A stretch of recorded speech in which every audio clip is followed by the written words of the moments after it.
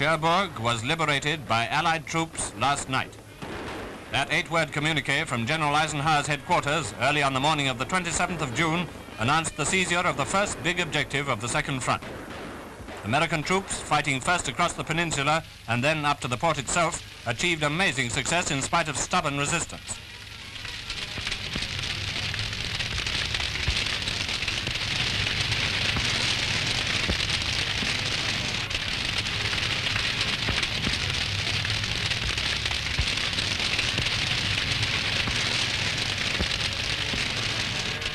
The fighting was hard.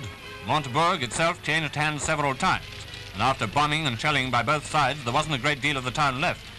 But the Americans occupied the ruins and pushed on, with results which we all know. The Germans put up a desperate fight, first to save the peninsula, and then, when all hope was gone, to gain time. They failed in both.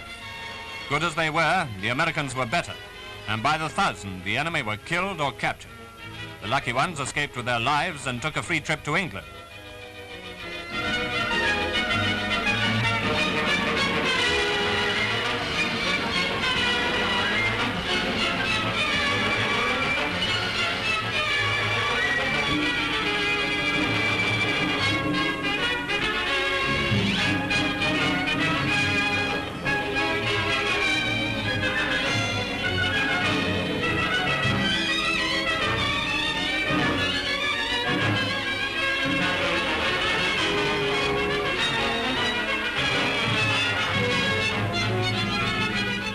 Many of them showed considerable surprise when they landed.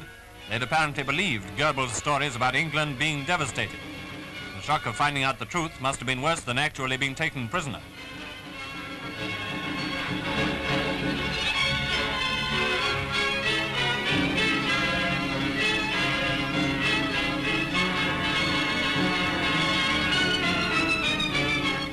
Close cooperation between all forces has been a great factor in our success.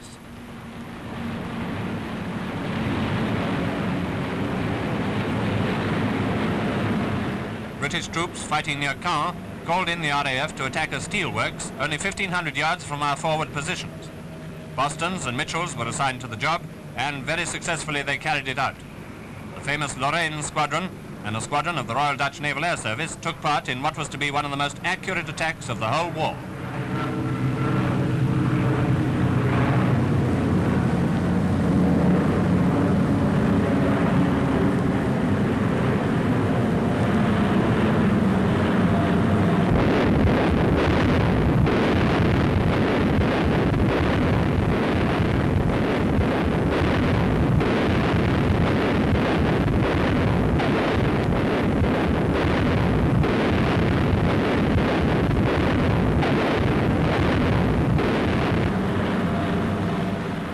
In the Caen sector of the front, British troops have been attacking continuously. Their part was to divert large enemy forces while the Americans swept on. The success of their work, though not as spectacular as that of their allies, made possible the capture of Cherbourg, one of France's best deep-water ports. It has meant heavy fighting, but German losses have been considerably greater than our own. In one tank engagement, for instance, 4 Panthers, more heavily armored than even the famous Tigers, were destroyed for the loss of only 1 Sherman. But it's not only men who are fighting the Battle of France. Women, too, are playing their part. Only 9 days after the initial landings, the first contingent of Queen Alexandra's Imperial Nursing Service set foot on the continent. These girls are doing a grand job, often under fire. The skill and comfort which they lavish on our wounded will be long remembered. 53 sisters formed the first party, vanguard of the thousands who will be going over there as we advance further inland.